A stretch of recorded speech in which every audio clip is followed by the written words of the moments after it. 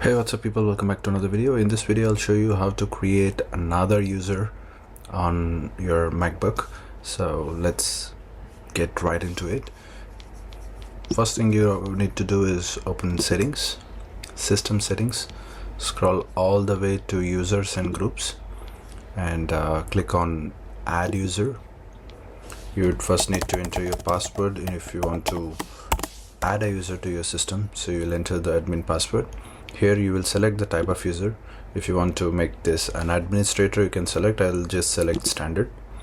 Enter the name. Let's say I'll enter Mark, and then enter the account name. I'll enter Mark, enter the password.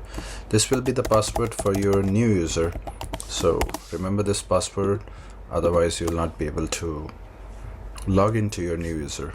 So I'll enter the password here again, and then password here, same as MacBook. This could be anything. Then click on create user.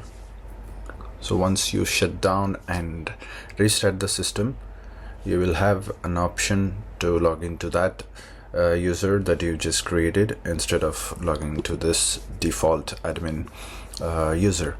So that's how you do it. I hope you found this video helpful. Thank you so much for watching. I'll see you in the next one. Bye bye.